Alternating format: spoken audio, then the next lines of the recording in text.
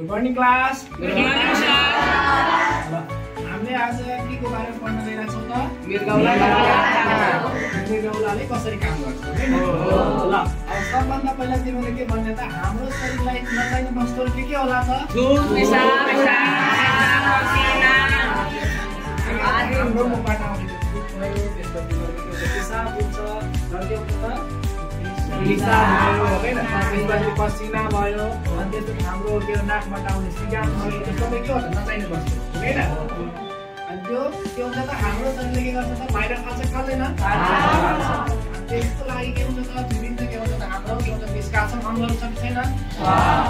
अब उदाहरणको लागि के हुन्छ त? हाम्रो के हुन्छ त? नाकबाट के निस्किन्छ? अनि मूत्रनालीबाट के निस्किन्छ? है। अनि त्यसपछि अरु के हुन्छ त? हामीलाई चाहिने कार्बन डाइअक्साइड हो हैन? हो। हामीलाई चाहिने कार्बन डाइअक्साइड हो त? हो त? हैन। यो के भन्छ? हामीलाई के हुन्छ त? हामीलाई चाहिने अक्सिजन हो हैन?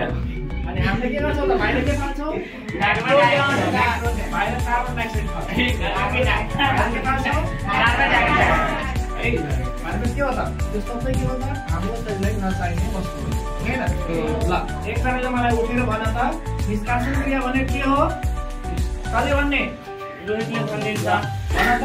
निष्कासन क्रिया भनेको हाम्रो शरीरमा नचाहिने वस्तुहरूलाई लिन वा निष्कर्ष गरिन्छ नि फालिन्छ, त्यसैलाई नै निष्कर्ष भनिन्छ।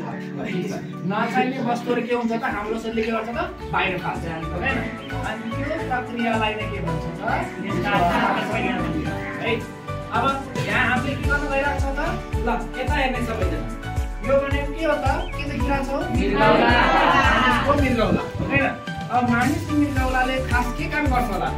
यसले बनेको पानीलाई पेशाब रूपमा परिवर्तन गरी निष्कर्ष गर्छ। ल भनेपछि ल यहाँ हेर्ने यसले के गर्छ त? हाम्रो शरीरमा भएको जुन हुन्छ त्यसलाई फिल्टर काम गर्छ हैन? अब यहाँ हेर्दा यो दुईटा तिमीले देखिरहेको के हो त? दायाँ र बायाँ मृगौला भयो हैन? अब यसले केसँग जोडिएको छ त? केसँग? मूत्रनाली। यो मूत्रनाली गएर कहाँ जोडिएको छ त? हैन? अब यो सबै सम्पूर्ण शरीरबाट आएको हाम्रो पिसाबमा हाम्रो के हुन्छ? विभिन्न किसिमको तत्त्वहरू हुन्छ, जस्तो के भन्छ? एमोनिया हुन्छ, अल्कोहल हुन्छ हैन? यो सबै मिसिएर के हुन्छ? कहाँ जम्मा हुन्छ? मूत्र थैली पुरै भरिसकेपछि के हुन्छ त? हाम्रो शरीरबाट हाम्रो जुन निष्कासन अङ्गहरू छ त्यो के हुन्छ त? त्यहाँबाट के हुन्छ त? बाहिर निस्किन्छ हो हैन? यसरी निस्केपछि यो पनि एउटा के प्रक्रिया हो त? निष्कासन प्रक्रिया हो हैन? भनेपछि आज तिमीले यो देखेर बुझ्छौ कि यो पनि एउटा के हो त? निष्कासन प्रक्रिया है।